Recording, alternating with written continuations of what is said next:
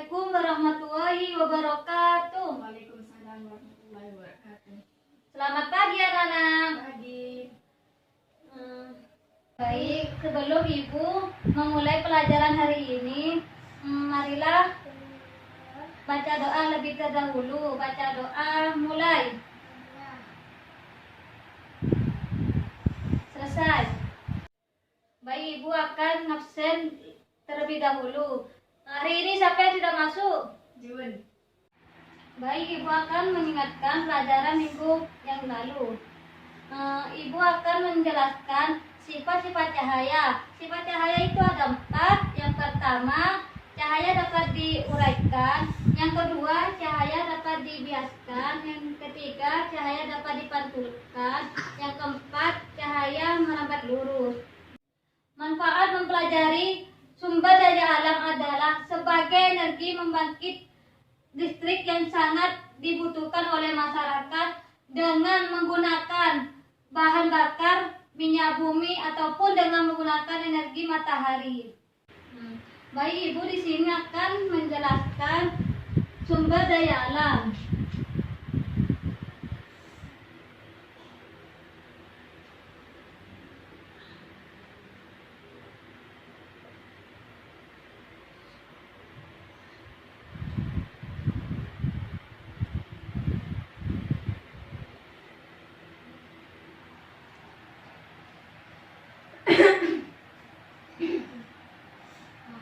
Nah, apa kalian tahu sumber daya alam ini? Ya. Apa? Sumber energi. Sumber daya alam ini adalah merupakan semua bahan yang berasal dari alam dan bermanfaat bagi kehidupan manusia. Sumber daya alam ini dibagi menjadi 2. Yang pertama, sumber daya alam yang dapat diperbarui. Yang kedua, sumber daya alam yang tidak dapat diperbarui. Yang pertama, sumber daya alam dapat diperbarui adalah sumber daya alam yang dapat dihasilkan kembali setelah kita menggunakan, contohnya seperti tanah, udara, matahari, angin, tumbuhan, dan hewan. Sumber daya alam yang dapat diperbarui menjadi 2. Yang pertama, sumber daya alam hayati.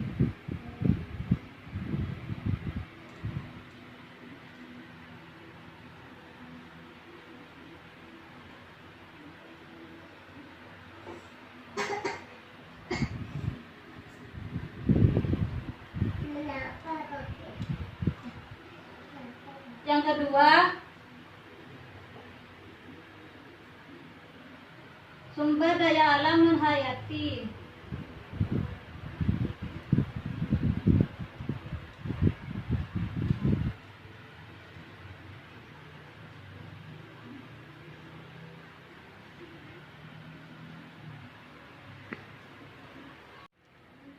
Ibu akan menjelaskan sumber daya alam hayati. Sumber daya hayati adalah sumber daya alam yang berasal dari berbagai makhluk hidup seperti hewan, tumbuhan. Sumber daya alam hayati dibagi menjadi 2. Yang pertama, sumber daya alam nabati adalah berasal dari tumbuhan. Yang kedua, sumber daya alam hewani berasal dari hewan. Sekarang yang kedua, sumber daya alam non-hayati adalah sumber daya alam berupa benda tak hidup seperti air, tanah, yang terakhir udara. Yang kedua, sumber daya alam tidak dapat diperbarui adalah sumber daya alam yang tidak dapat kita hasilkan kembali setelah kita menggunakannya dan akan habis jika digunakan secara terus-menerus. Contohnya seperti batu bara, minyak bumi, gas alam, dan emas. Sumber daya alam tidak dapat diperbarui dibagi menjadi 3. Yang pertama, sumber daya alam mineral logam. Contohnya emas, platina. Yang kedua, sumber daya alam mineral bukan logam. Contohnya seperti pasir, batu kapur. Yang ketiga, sumber daya alam energi adalah sumber daya alam yang dapat dimanfaatkan sebagai penghasil tenaga atau bahan bakar. Contohnya seperti minyak bumi. Yang kedua, gas alam. Yang ketiga, batu bara. Pemanfaatan sumber daya alam adalah manusia manfaat sumber daya alam yang ada di sekitarnya untuk memenuhi kebutuhan hidup. Contohnya air untuk minum, bisa untuk mandi. Di sini ibu punya soal.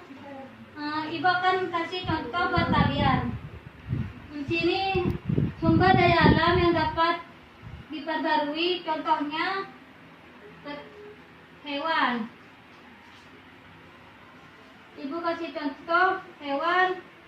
Yang kedua, sumber daya alam yang tidak dapat dibarui, ibu kasih contoh minyak bumi.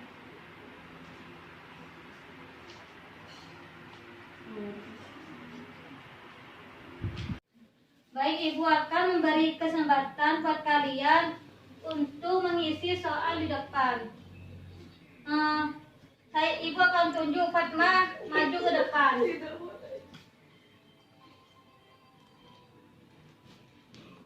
Ya benar.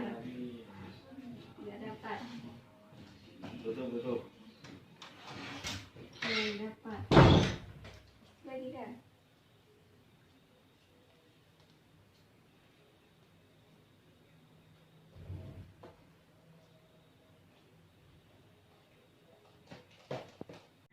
Baik, ibu akan memberi kesempatan buat Fatma untuk menyimpulkan pelajaran hari ini. Sumber daya alam adalah merupakan semua bahan yang berasal dari alam dan bermanfaat bagi kehidupan manusia. Dan sumber daya alam dibagi menjadi dua. Satu, sumber daya alam dapat diperbarui. Dua, sumber daya alam tidak dapat diperbarui. Ya, baik. Baik, ibu akan menyimpulkan materi hari ini. Sumber daya alam dapat diperbarui adalah sumber daya alam yang dapat dihasilkan kembali setelah kita menggunakan. Contohnya seperti tanah, udara, matahari, angin, tumbuhan, dan hewan. Sumber daya alam dapat diperbarui dikelompokkan menjadi dua. Yang pertama, sumber daya alam hayati adalah sumber daya alam yang berasal dari berbagai makhluk hidup seperti tumbuhan. Sumber daya alam yang dapat diperbarui menjadi dua. Yang pertama, sumber daya alam hayati. Sumber daya alam hayati berasal dari berbagai makhluk hidup seperti tumbuhan dan hewan. Sumber daya alam hayati dikelompokkan menjadi dua. Yang pertama, sumber daya alam nabati adalah sumber daya alam yang berasal dari tumbuhan. Kedua, sumber daya alam hewani adalah sumber yang berasal dari hewan. Yang kedua, sumber daya alam hayati adalah sumber daya alam berupa benda tak hidup seperti air, tanah, dan udara. Sumber daya alam tidak dapat diperbarui dikelompokkan menjadi tiga. Yang pertama, sumber daya alam mineral logam, contohnya emas, perak, platina. Yang kedua, sumber daya alam mineral bukan logam, contohnya seperti pasir, batu kapur. Yang ketiga, sumber daya alam energi adalah sumber daya alam yang dapat dimanfaatkan sebagai penghasilan tenaga atau bahan bakar. Contohnya seperti minyak bumi, gas alam, batu bara, panas bumi.